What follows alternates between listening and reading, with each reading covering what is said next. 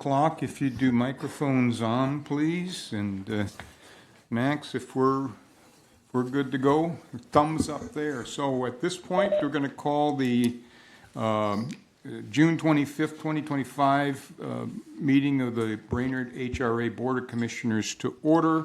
Roll call has gone around. And so we're at item 3, looking for approval of the agenda for the board meeting today. Motion to approve, Yeager. Is there a second, please? I'll second, Devlock. Okay, Devlock. And so with that, any discussion? All those in favor signify by saying aye. Aye. Opposed, same sign. We move on to approval of minutes from the regular board meeting, May 28, 2025. Looking for. Motion to approve, Erickson. Okay, thank you. Is there a second? Second, Decker. Okay, thank you. Any discussion? Hearing none. All those in favor signify by saying aye. Aye. All opposed, same sign. Thank you. That motion passes. We're on to unfinished business. Review of strategic goals. Yes, Mr. Chair, I would be happy to bring that intro in for you guys. As we stated at the end of last meeting, and as we kind of have been doing on a quarterly basis, try to update those goals on our worksheet and kind of just give you an update on what we've been doing in the second quarter. As we look at it every quarter, it's just a good opportunity for the board to get some feedback to staff if we're, shifting gears or needing to make any course corrections, and or if we've got something that rises up to a little bit more, meaningful or needed off of that list. We were happy to adjust at that time. You've got that worksheet in front of you, and I know as you had asked at the end of last meeting, just to have maybe a deeper discussion on opportunities that we have for, I think, maybe development of units, and be happy to work through that conversation with the board. Okay, thank you. Would folks like to just step through the progress report here? I think maybe if we could just step through that, Eric, here Sure. Overall, and I think certainly on the goal 1, we've had discussion on that earlier in the year here with some emphasis on that being a priority for us. Yeah, so maybe I'll just walk through the status side of things. I think we're all familiar with the goals and kind of action steps. Quarter 2 for our retention, kind of, as we all know, saw one of our staff members exit. Shannon did leave earlier in the quarter, and that position has now been split into 2 management level positions, which we did speak about last board meeting, to try to right size that workload as we look at Bring It Home coming online towards the end of 2025. Happy to report, and you'll see that in my report today, that we did successfully hire from within our 2 management positions. So Hannah, and she's got to get an updated nameplate. It's no longer Hannah Anderson. She's got a name change. She can maybe go into that later for you guys. She's going to be our housing manager, and then Mallory Demmel is just her left. Mallory was with us in the Crosby HRA for a number of years, and then came over to the Brainerd HRA 7-8 months ago. And she'll be our rental assistance manager. So super happy to be able to promote those 2 from within. As we look at supporting that well-trained and competent professional workforce, we continue to send staff to trainings. Our maintenance and housing staff just got back from a full-day training yesterday in the Twin Cities on some of the new HOTMA regulations that HUD is coming and implementing currently. Our 2 new managers are going to be looking at some other training opportunities for themselves and their team in the next, I would say, 6 months, and making sure that we've got those opportunities to continue to do that. So that is continuing on. If we look at succession planning, we're just trying to make sure that our staff is cross-trained to provide support across the department. We certainly know that if we have anybody leave, that cross-training is integral to the success, so we continue to make a focus on that. Goal 2, kind of intentional decisions for properties to be redeveloped or rehabilitated. We did submit that Washington Street redevelopment SCDP grant earlier in the year. We are awaiting Minnesota Deeds funding award decisions. We did request $600,000 for that to help supplement the budget on the city of Brainerd side. So we think that could be a really good opportunity. As we look at some of the other sites, Andrew Street, Wright Street Extension. So Andrew Street, that's privately owned by the development company. I have been in contact with them and kind of piqued their interest in what we could potentially do as a partnership out there. Haven't had a lot of follow-up with them, other than that we got a little bit more information on a line of credit program that they have used successfully with another municipality in down in southeast Minnesota, something that we're looking at trying to implement either on the Crow Wing County HRA side with the Housing Trust Fund, or potentially through the Brainerd side if we have funding that we were able to secure for those projects that the board could direct. Wright Street extension that is Brainerd owned. We have had some discussions with the Brainerd City staff. John and I have sat down with them to discuss potential opportunities. That is controlled by the EDA, and I know I've spoken with Commissioner Yeager a little bit about what those potentials for development out on Wright Street could be. That's still I would say a focus property for us. There's about 46 acres out there. We have talked about Wright Street a number of times, and would be happy to delve into that a little bit deeper today if we are more curious about that. That ISDA 181 site is really just in limbo, not necessarily in limbo. I would say it's listed for sale by the school district at $300,000. That is just north of the Buffalo Hills. Actually, it's now. What is Lions Park? Lions Park that just got renamed in the city of Brainerd. Just north of that, certainly would be interested. I don't know that we would be interested at that amount, but it is currently on the market and has not moved yet. Did have an update from 805 Laurel. Spoke with both the two developers involved with that on Thursday last week. They are in, for more or less, or better explanation, they're just in limbo at the moment trying to find funding. We did discuss the housing tax credit program that did get fully exhausted within the first 75 days of this year. That's the Minnesota program that has about $9 million available for tax credits. They've successfully utilized that for another project of theirs, so I've urged them to come and speak with me, come and in tandem speak with me and some business owners starting in September of this year to try and generate some interest in that tax credit program. Hopeful that we can get some funding through that. And again, happy to try to speak about that. They did reiterate that they are committed to the project. They do have a good amount of funds tied up into that property, whereas they would likely not be able to sell it for what they have into it. So they do continue to reiterate, and I do believe them that they're committed to it. Timing is going to be a little bit of a bugger on that one. As we look at development of Outlot E and Outlot F, we did successfully just help the city apply for the infrastructure grant funding from Minnesota Housing to support that development. We did that middle of June. We should likely hear back from Minnesota Housing sometime in September. We're in a little bit of a holding pattern until we know if that developer is going to get that funding or the city is going to get that funding before they can really break ground. If they break ground, then they tend to be a little bit ineligible for that infrastructure funding, which is very common for grants. So keep moving that forward, but that is likely to start in earnest towards the end of the year. So we're looking forward to that. And we've got that conveyance that has already been taken place from Brainerd HRA to Crow Wing County HRA, and then Crow Wing County HRA will move that into the developer's hands, likely starting in July or August. So that is continuing to move forward. Happy about that. As we look at, I know what's on here and has not had a lot of action yet, but I would anticipate that we'll see it in the next couple of months. That acquisition of the state hospital site, I know Councilman Johnson had moved that to a higher priority with the city, so we will be happy to assist with that. But that'll likely go through the local legislative process is how they envision that happening, and not a lot of movement on that quite yet.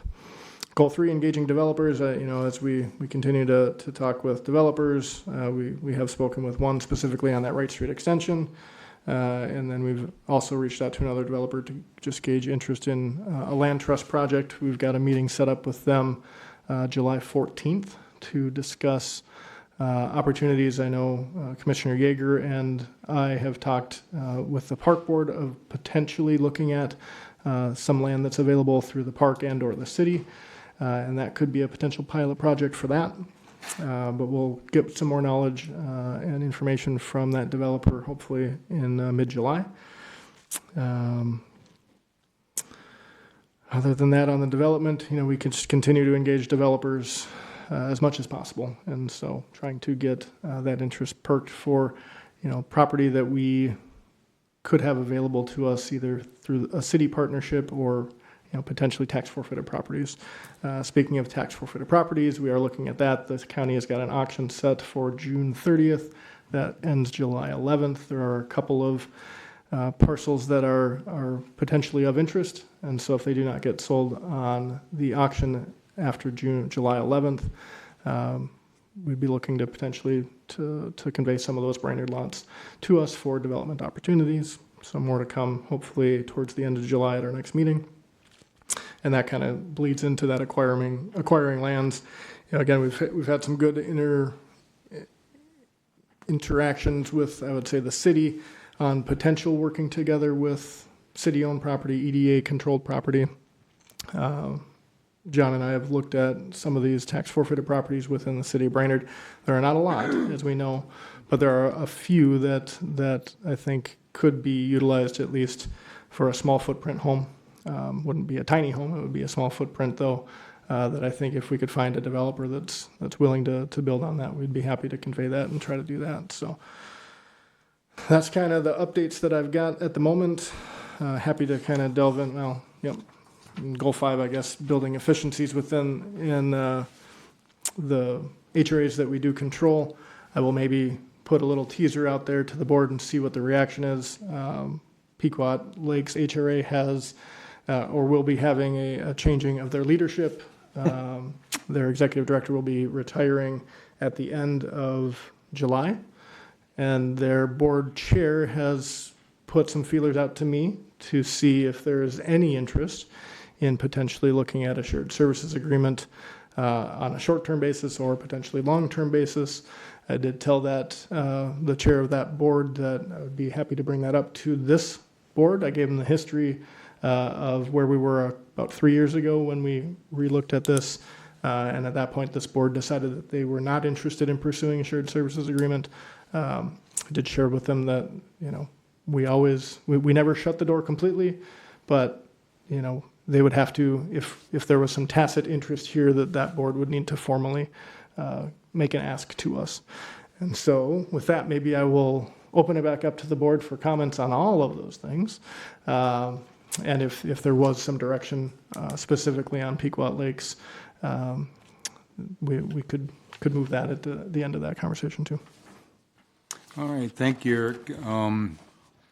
And congratulations to Hannah and Mallory. Thank you for stepping up in those roles.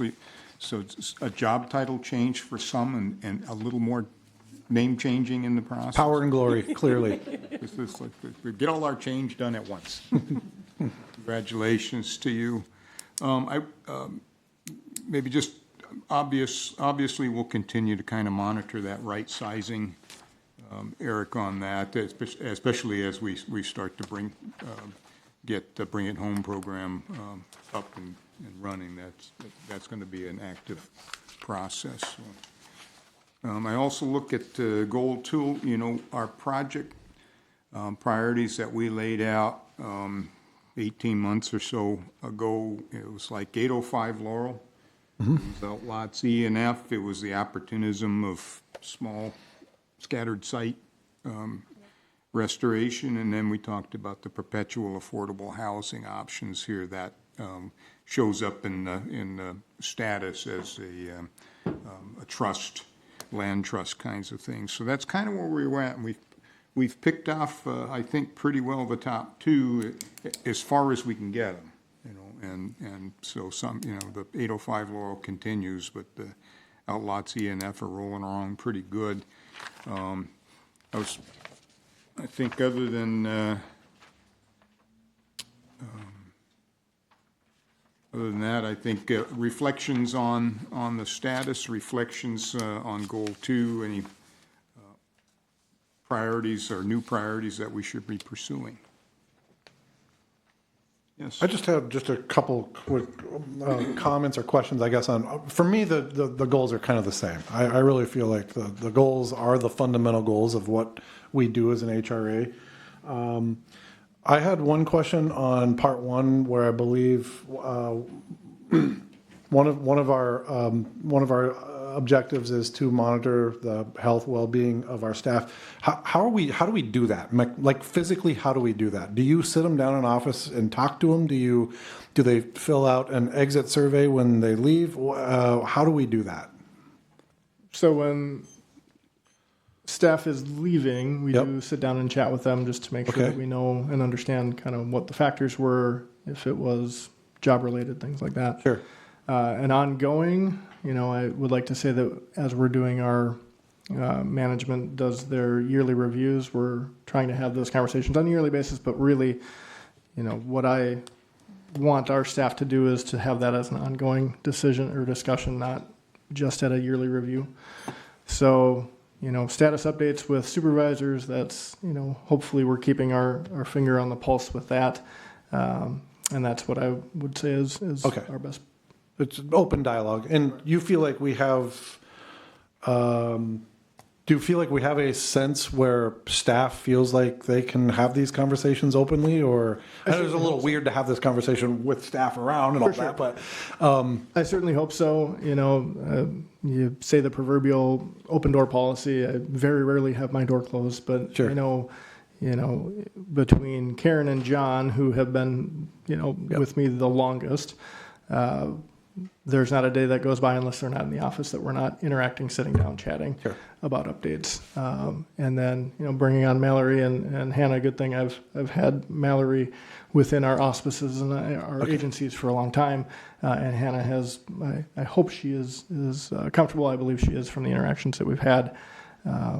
But that goes for all of the staff members. And I have staff members that will reach out that are in our maintenance and housekeeping department that will come and ask me for guidance or questions. So I think from that culture perspective that we've got that rapport.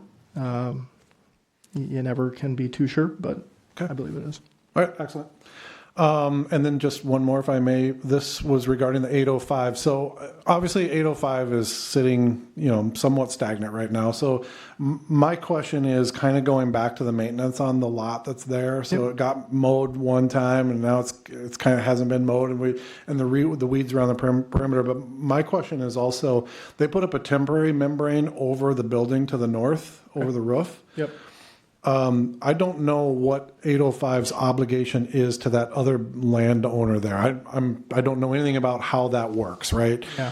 Painting the side of the building, even if it's only going to be temporary or anything like that. But my concern is that, the whole city is riding somewhat of somewhat of this ride along with them in just the way the lot appears. So maybe reach out and ask. Yeah. So, and I can tell you that my discussion on Thursday, we did talk about the mowing specifically, and they have, they do have management in Brainerd Baxter of a number of units. So that is within their normal mowing cycle for their properties.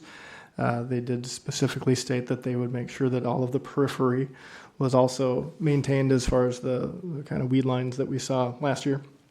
As far as the building to the north, the building owners that own that versus the developer, they don't have a formalized agreement because there's no development yet. Right. They've got, I would say, more of a handshake agreement that this is going to entail those two buildings to the north, and so they're working together.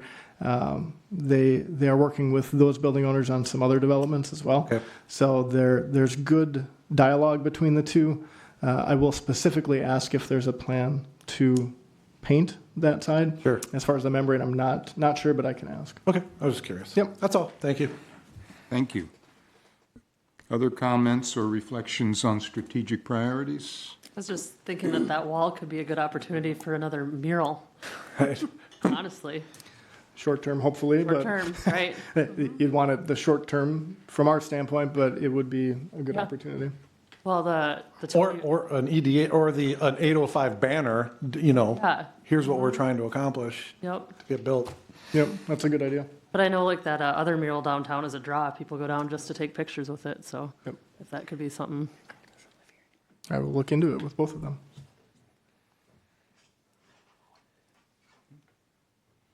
All righty, well, thank you. I think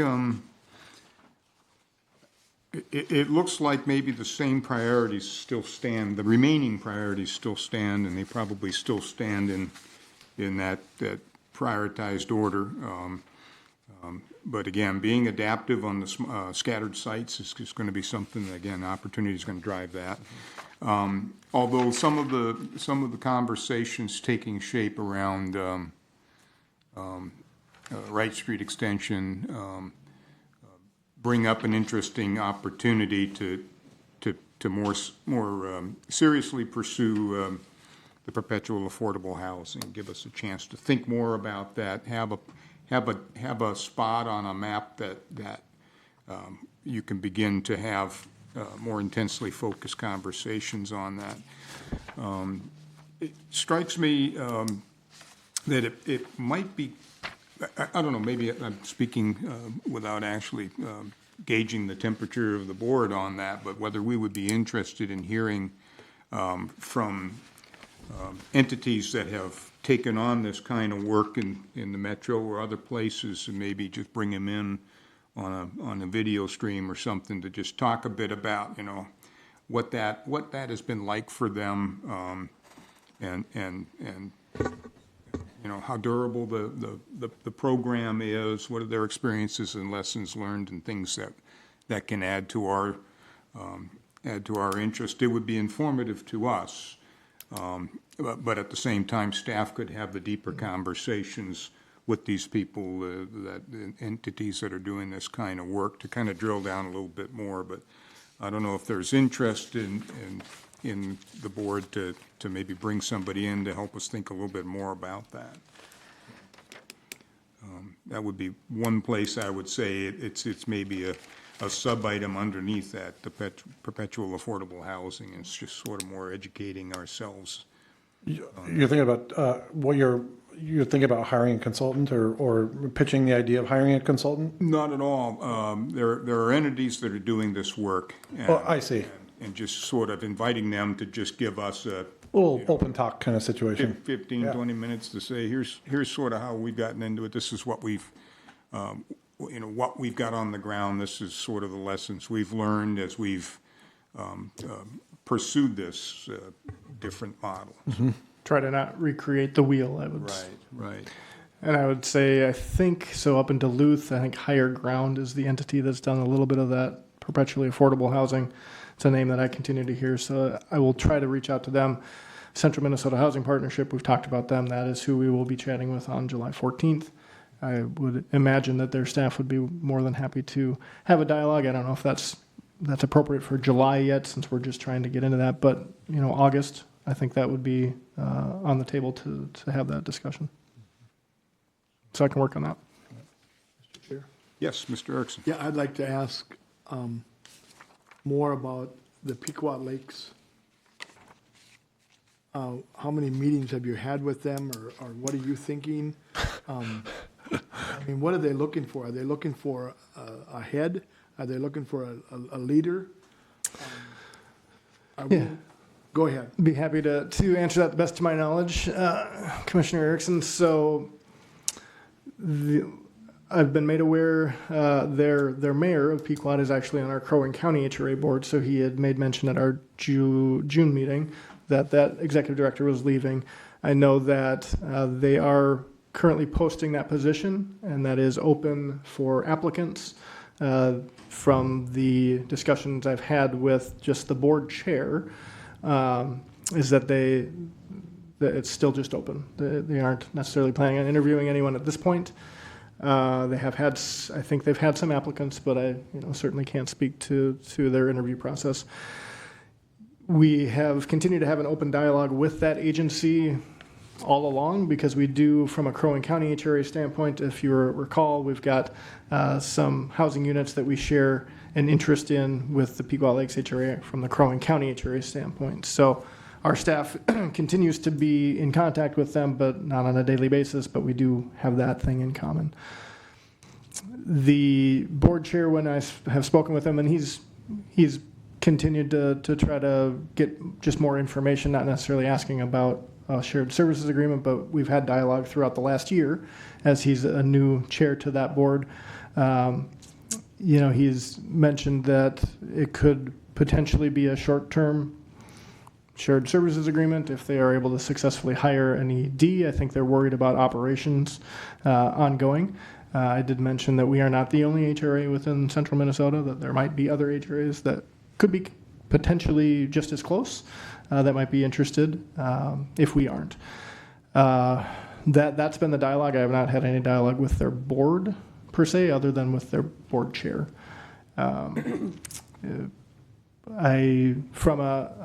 the standpoint of what do I think, we've been down this road. Yeah. So, I've got a good amount of baseline information on their agency. They do housing just like we do in Crosby and in Brainerd. That is really what their focus is on the housing, not the redevelopment opportunities that we would have from the Crow Wing County HRA side of things. We've got I would say a decent rapport with their city council, just from working with them on the shared entity that we don't manage, but we have an interest in for the Crow Wing County HRA. From a capacity standpoint, you always want, if you were going to do a shared services agreement, you would want to try to find some of those efficiencies long-term. On the short term, that would be a burden to our staff. I think we know that. I would envision a shared services agreement very similar to what we do in Crosby. They have staff. Those staff manage what they are currently managing. We are there for some oversight. They actually have a fee accountant, so we wouldn't necessarily have to even take over the accounting right away because they're under contract. So the finance side would be minimal, but we'd still have work to do. Our new manager on the housing side would likely have some interactions with their housing staff, and likely on the maintenance side, John would have some oversight if we were to go further down that. You never know how deep or how many hours you're going to need until you get into it. I can tell you that we do review their financials at least on a yearly basis. Their units are rented, so that's good. They've got usually pretty good lower vacancy numbers. There are not typically high vacancies, so they must be managing those fairly well. But it's still more time. They would need some attention. I would say if we were going to look at this seriously, we would look at the amount of meetings that they have and try to negotiate that to maybe a little bit lower of an amount. So we're not, adding another board meeting and board packet every month. But it would certainly need some attention.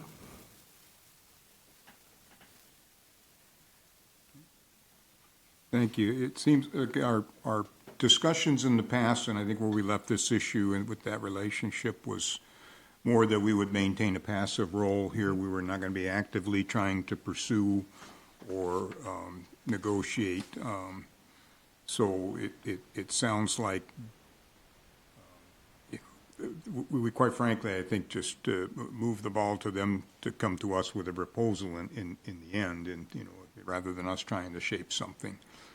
So we may be heading down that path. So we're looking to probably have to revisit those difficult questions about staff capacity and that what the relationship would look like. So we'll, Mr. Chair, Eric, what is Pequot's audit history?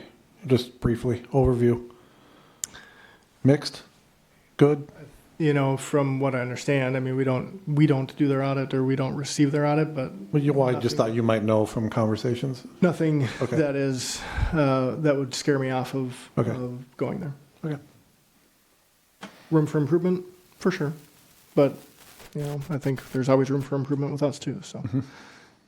From a management sense of things, we do inspect the 8 units that we are involved with. Those always seem to be in good order. John can certainly speak to that if anybody has further questions on that. They do run a couple of different programs that we don't, and that's okay. Like we could pick that stuff up, and they've got experience on their staff that should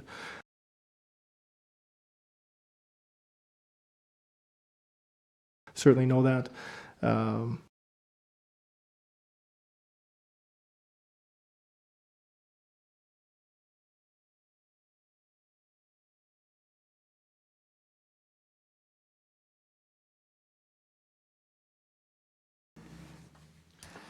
So am I hearing this correctly, that I could engage with that board chair to just say the board is open to reviewing any proposals? Is that That fair? would align with me, I think. I'm struggling to see what's in it for us, but, I'm hearing the shared version of the shared services being mostly us doing it, but, I would, Open to reviewing it. we're certainly open to help, but we are the Brainerd HRA, and that is fundamentally our guiding, that's how I feel about it. I think to the point that, we're not the only HRA that could provide this kind of leadership transitioning as they transition to a new model or a new executive director. So they need to go through the homework of a scope of work and everything anyway. Yep. And that'll benefit them regardless of what action this board decides to take. They've thought through what the needs are, and so we can certainly review what their scope of work would be, and what that the details of that, including compensation and what staff are going to be required. So I think to the point of just giving that a due evaluation, so that we can, at least if there's a role for us, we can define that and we can take action on that. And Mr. Chair, would there be any sense from this board in finding value in trying to have 1 or 2 members of this board sit and chat with 1 or 2 members of that board at some point? I don't know that necessarily takes place before we get a formalized request. Because I don't want to go down that path if we don't know what they're asking. But I might find value in having some of that board interaction between the 2 boards. But I wanted to just poll you guys as well. You could have the chair and vice chair, be able to sit in some of those early discussions to kind of get a sense of what that is. It's more helpful when you begin to get a tangible product. But if that discussion leads to shaping that tangible product, I think it'd be reasonable time spent. Mr. Yeager. Yeah, thank you. I feel like, us sitting on this dais, we're out of touch with the day-to-day running of an HRA. I just feel like we are, right? So I think it would be probably a valuable thing to have, but I think ultimately there's no way I would buy into moving forward with this unless our executive director and our staff said we should do this. That is like the baseline has to be there first. So I would be probably looking, if there was a proposal, I would want it to filter through, Mr. Charpentier, his staff first, be cleaned, and then be brought to us as, with his stamp of approval, or at least his thoughts on the direction. I just think that's where I would be with this. Okay. So. Other discussion? Okay. All right, thank you for that. That's a more to come. Is there any other comments on the strategic goals here? We're focusing on goal 2. Hearing none, I think then this was no action item here other than to provide feedback and guidance to staff. So with that, we're moving on to item 6, new business sale of Trail Ridge Townhomes. Yes, I'd be happy to take that for you. That is on page 13 of your packet. It is up on the screens here. Give us some historical background. So Brainerd HRA is a general partner with Brighton Development Corporation that forms the Trail Ridge LLP, and they are the owners of the townhomes, the Trail Ridge townhomes in southwest Brainerd. The authority's ownership in the project is 30%. This was a tax credit project that was completed in right around 1992. Brighton Development Corporation, who is the managing general partner, did work with Minnesota Housing back in 2023, for those of you that were still on the board at that time, to extend some mortgages that were owed to Minnesota Housing for an additional 2 years while Brighton Development investigated options for the property into the future. Earlier this year, Linda Donaldson, who is the operator for Brighton Development, did speak with us about her desire to pay off the debt, approximately $900,000 in total, and all of the other debts on the property via sale of these units. She had worked with Colliers, which is a commercial real estate management firm, to list the property for sale. She did that in late March, and lo and behold, there was a purchase agreement that was signed in early May, right around the same time of our May board meeting. As a general partner, the Brainerd HRA, if you guys are amenable to this, is required to be a signer on those deed and closing documents for that to be completed. We've recently received paperwork from Minnesota Housing that they actually are okay with us not signing prior to this meeting, in anticipation of the payoff amounts, just to terminate their agreements and their liens on the property. Total debt amount that will be paid through the proceeds of the sale are in excess of $922,000. That estimated net proceeds from the sale of Trail Ridge is estimated just over $660,000. Brainerd HRA would be paid out through their partnership agreement for our ownership interest, with the exact amount to be determined at sale by the end of June. The reason it's not a specific amount is there are certainly some AAP that are still payable through the corporation, and this is a property that's actually managed by D.W. Jones.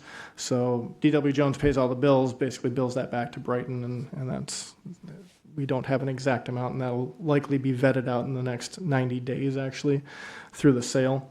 But typically, approximately 30% of that 662 would be funds that would come back to the Brainerd HRA. But I've tried to run down the new ownership group. It is E&E Capital LLC, based out of Cross Lake. I don't know if anybody knows Conrad Ellistad. Just trying to get in contact with them just to see what their intentions are. Certainly the thought would be that if they are purchasing these units, they may need to cash flow those a little bit better than a low-income housing tax credit would.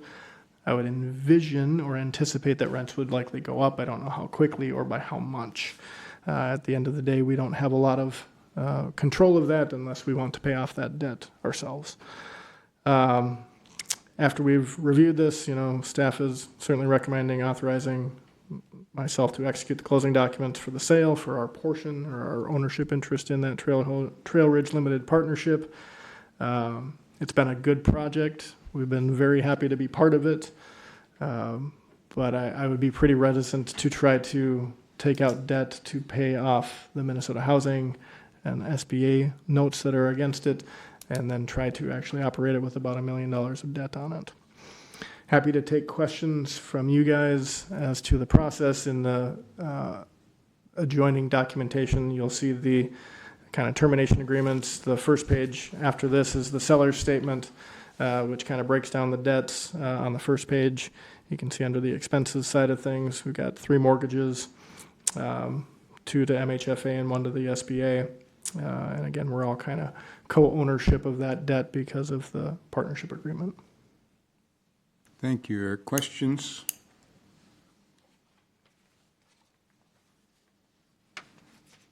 Hearing none, I would be looking for a motion to authorize the executive director to execute the requested documents to complete the sale of Trail Ridge and pay off the existing debt as outlined in the settlement statement. So move, Yeager. Is there a second? Second, Erickson. All righty, any discussion? Hearing none, all those in favor signify by saying aye. Aye. All opposed, same sign. All right, that motion passes. Eric, you're on that one. We are now moving to item 7, Bills and Communications Financial Report, and that will be Mr. Charpentier. That is. It's just the Eric meeting today. This update is on page 53. Karen is out on some vacation, so we're happy that she's able to take some time. The kind of general things, general fund budget, we are preparing already for our 2026 general fund budget. That will be presented in August at our August board meeting, and then with anticipation of getting into the Personnel and Finance Committee with the City Council for our levy request, at least for our prelim levy request. So looking forward to that. I would say I don't know if I'd say it maddening, but the difficult thing without having a crystal ball is trying to budget in August for federal government funding that we will not know for sure until at least October. So again, we're trying to predict what our funding will be. It doesn't look like there are huge cuts at this moment, but there's certainly talk about the federal government moving our voucher program to state dollars and then using that as CDBG funding. Don't know if that'll actually happen. That is what has been potentially talked about. But until we actually get a finished budget, I wouldn't put any stock into that at the moment. What likely happens, even when there's a lot of rhetoric of changes, we typically see, thankfully, and knock on wood, we don't see a ton of changes to the housing side of the federal budget. Again, we have to keep appraised of it, but that is, certainly what will inform us a little bit about what we would request potentially from this board and then from the city of Brainerd for our levy, just because there's a good amount of uncertainty, at least seeing, and I can envision a request as we have historically done at this board level. We've historically requested our full levy from the city of Brainerd. I would say that, in my opinion, this year it's imperative or very important to have at least a full levy request for the council to review and the P&F committee to review, knowing that they could still decrease that at their December meeting. I would say it's imperative for us to try to get full levy, at least at the beginning and the preliminary side. Again, that is difficult, and certainly Commissioner Yeager has a job to do from the city council side of things.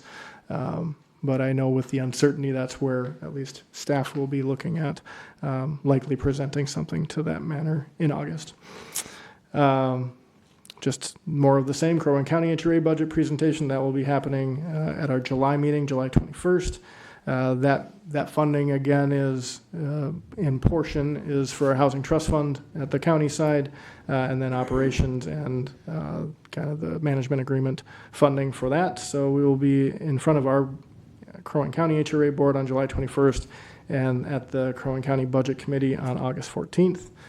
And Crosby HRA audit is happening today in our offices. So they are doing field work in the Brainerd office today. So I've sat down with our auditors for Crosby. So that is moving as normal. And the reason it's now in this time of year is because their fiscal year is end of March. So last but not least on this part of the finance side, Crow Wing County HRA Housing Trust Fund loan. In May, the board there the agency issued a check to fund $382,000 for a new development housing trust fund gap financing loan to My Neighbor to Love Coalition for the construction of the 12-plex housing development, as approved by the Crow Wing County HRA board.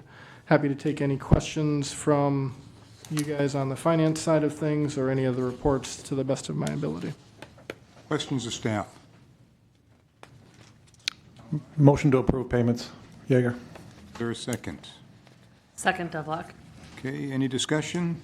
Hearing none, all those in favor signify by saying aye. Aye. Aye, all opposed, same sign. That motion carries. Thank you. And now we are on to HCV report, and this is going to be Mallory. Hello, Page 75. nice to meet you all. Are we doing a briefing of who we are? You certainly can. And make sure that your little green light is on your... I did turn it Okay, on, perfect. yes. There we go. There we go. So again, Mallory Demmel, raised in Brainerd, moved down to the cities for college, nothing related to what I'm doing right now. I actually have my bachelor's degree in interior design, but I graduated in 2008 when the housing market was going down, so I never ended up actually doing that. Started my housing journey at D.W. Jones as a caretaker at the College Drive Townhomes. While I was a single person working full-time at a different place, then I moved into leasing in their office, and then ended up being the site manager for the student housing, which was interesting. Moved from there to the Crosby HRA, was there for 5.5 years, and then got my opportunity to make it into Brainerd. So here I am. Nice to meet all of you that I don't know yet. I think the only one I do know is Janet. Hello, Janet. So for the report this month, there's not a ton. We're still not doing any notifications until the end, at least the end of the year, for 2026 lease ups when we have new funding coming in. This month we did submit, between Eric and myself, submit 2 applications for some supplemental funding that could help us at the end of our calendar year. I don't recall when. Eric, do you know if or when we would hear about that? I don't remember what Robert had said. Yeah, not sure on timelines, but Okay. hopefully fairly soon. Yep, but those are submitted, so hopefully we'll see something sooner rather than later from that. That's kind of it for HCV. I mean, without us notifying, we're just kind of keeping up with research and all that. It's been a busy 2 months since our housing director left, so we're all kind of coming back together. Bridges, not a whole lot going on there, which is okay. We're not losing people. The FSS program, it looks like Carrie did have 3 escrow payouts this or in May. And the biggest one being almost $13,000, which is wonderful and what we want to see. And good for those people for graduating. Next page is stats. With my experience with other boards, I'll just ask if anybody has any questions about the stats. Other than that, I believe that's it for this month. And maybe, Mr. Chair, I'll expound just a couple of items that you may find of interest. So we are in technical shortfall with HUD, with our HCV program. That's why we're not notifying. And so shortfall is a scary word that HUD throws around. It just means that we are going to be very, very tight on our budget for our housing assistance, the HAP payments by the end of the year. So what HUD does, if they believe that we're going into shortfall, which it does look like we would by the end of the year, they just kind of put a cap on and they make you meet with them monthly, which is not a big deal. We're reviewing these numbers on a monthly basis anyway. But what was good about that first shortfall meeting is they did inform us that we could get some of these shortfall funding programs that we have not had a chance to apply for before. So those 2 programs that Mallory spoke of, these are specifically for programs that need additional funding for HAP. And it looks like we at least qualified for 2 of them. And hopefully we'll get funded at least in portion to then get us out of shortfall. And so these are good things. And, you know, if we're using all of our budget, number one, it means that our rents are probably a little bit higher than we would like. But that was specifically to one of these grants or shortfall funding programs, is that our rents and our per unit cost, our PUC, is a lot higher than what HUD tells us.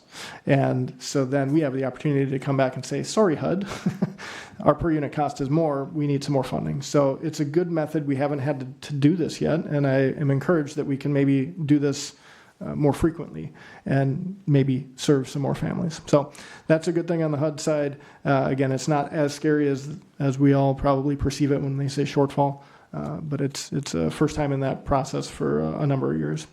Second, just a note on bridges. You'll remember that we did sign an extension for funding with their housing assistance payments back in February.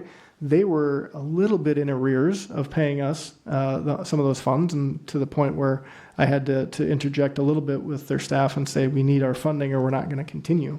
Don't like to be in that position usually, but we did get funding. It took about 3 or 4 days after that happened, and we got paid for March, April, and May. So we've still got outstanding for June, but that makes sense because we're still within that month. So don't have any issues there.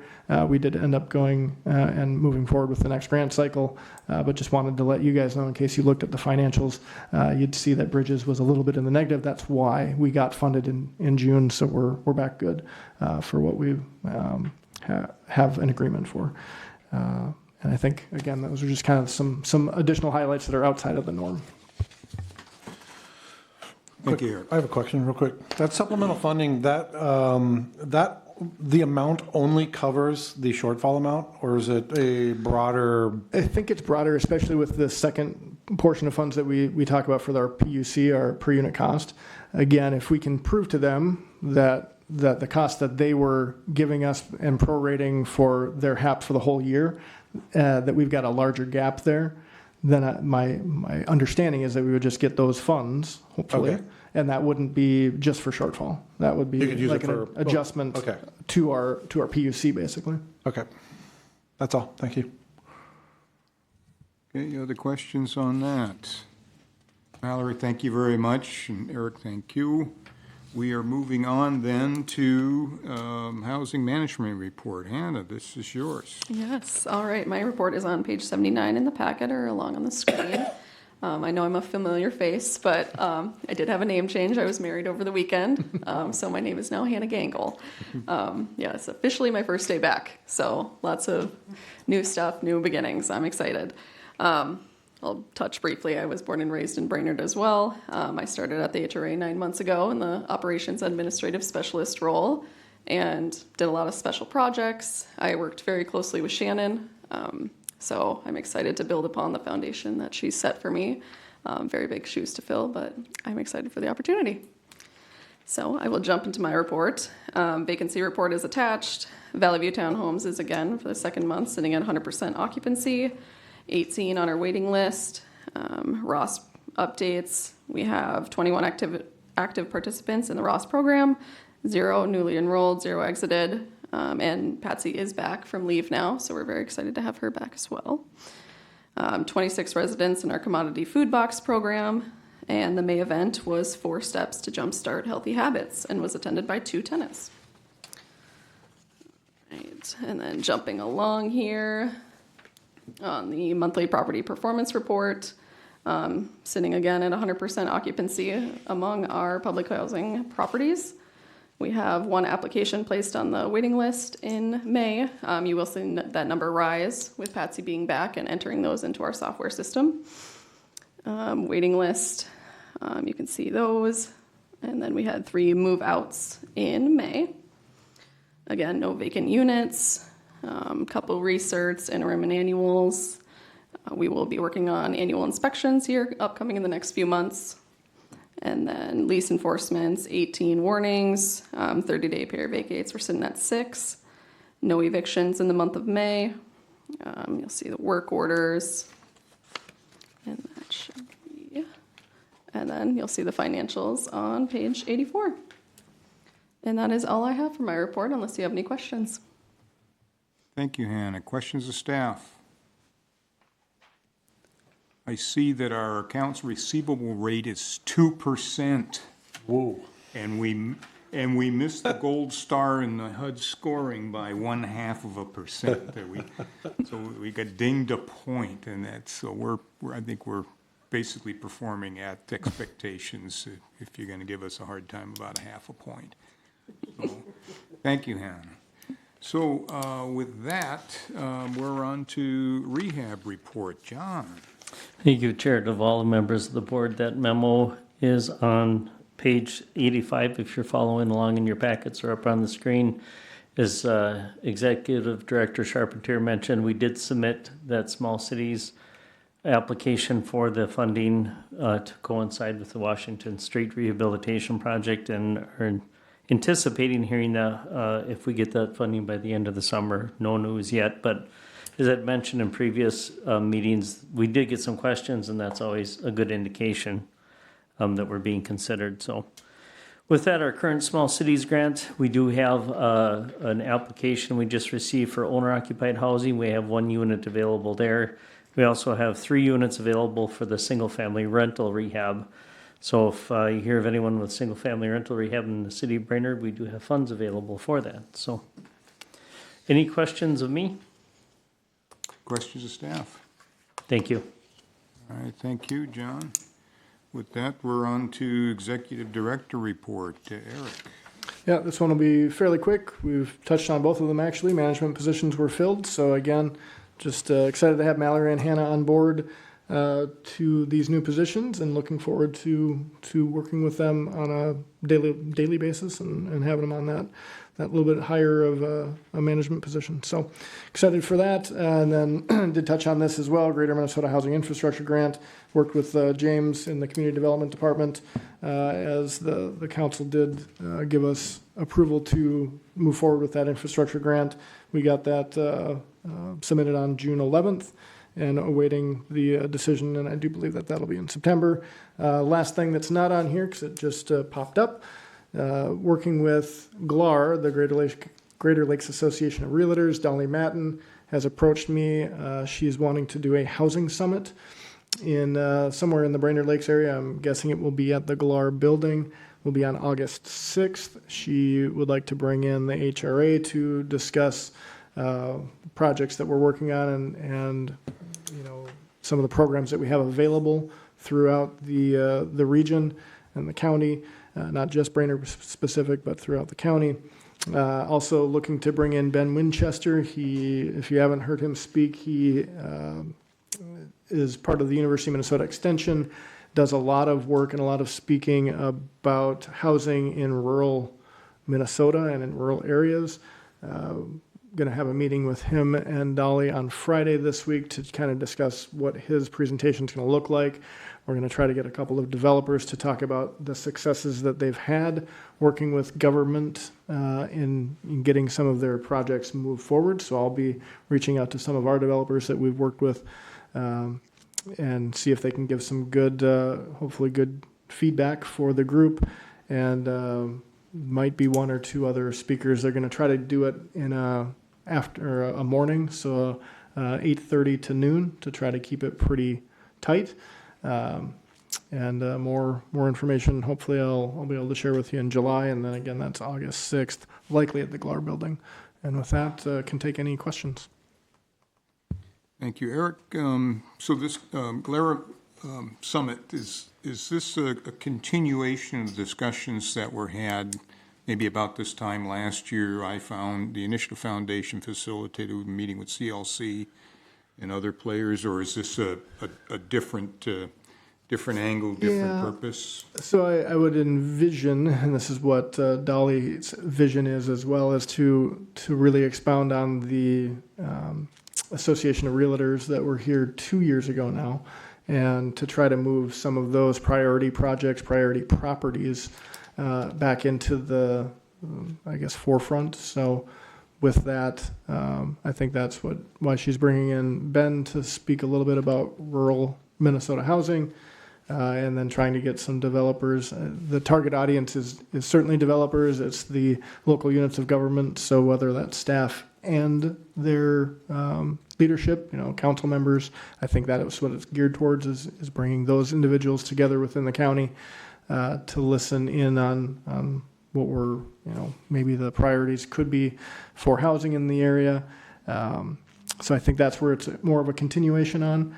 That group with the Initiative Foundation, I should follow up with Don Hickman. I know Don has semi-retired. He's still working a little bit with the Initiative Foundation, but we never did get another follow-up to that meeting. And I think that would be well served, I think, with that group that we had brought together. So I'll try to follow up on that as a separate group as well. Yeah, that was to be the practitioners versus the regulators or the builders, getting and hearing from them and getting their insights and trying to then bring the two different conversations, the HRA and the college and such, speaking to the need for workforce housing and such, and then that there's the community that puts that stuff together. So, okay, well, that's interesting. Any other questions of Executive Director? Okay, well, Commissioner comments at this point? Can I start with you, Janet, please? Other than welcome to Hannah and Mallory, and I've worked with them on, or visited with them on several occasions, and I'm happy that they joined us. Thank you. Katie? And I will second that. Congratulations on the new job titles. And just interested to learn more about the Pequot situation. Thank you. Mr. Yeager? can we- Welcome aboard, and that's all for me. Thank Easy. you. Mr. Erickson? Kudos, same with me. Well, very good. Well, thank you on that, and tip a hat there to you as well. I just wanted to make a comment if folks have not seen or read Chuck Marone's latest co-authored book that he did on the housing trap. It's very much worth reading. It's well-researched to give you sort of the context of how our housing economy has developed to where it is today, and some of the challenges and opportunities that creates, and some recommendations from the perspective of small towns or strong towns to say, if you want to jumpstart housing, here's some suggestions that they as an organization think you could take. So it's very interesting. I checked it out of the library. It's available there, or at least I returned it. Let me just put it that way. There might be a line for that. If you're interested in that kind of a read, why I think it's very well written. So with that, I guess I'm seeing the next meeting is July 23rd in the chambers here, and with that, I'm looking for a motion to adjourn. Motion to adjourn, Erickson? Is there a second? Devlock, second. Second. Any discussion? Hearing none. All those in favor signify by saying aye. Aye. All opposed? Same sign. We are adjourned. Thank you, everybody.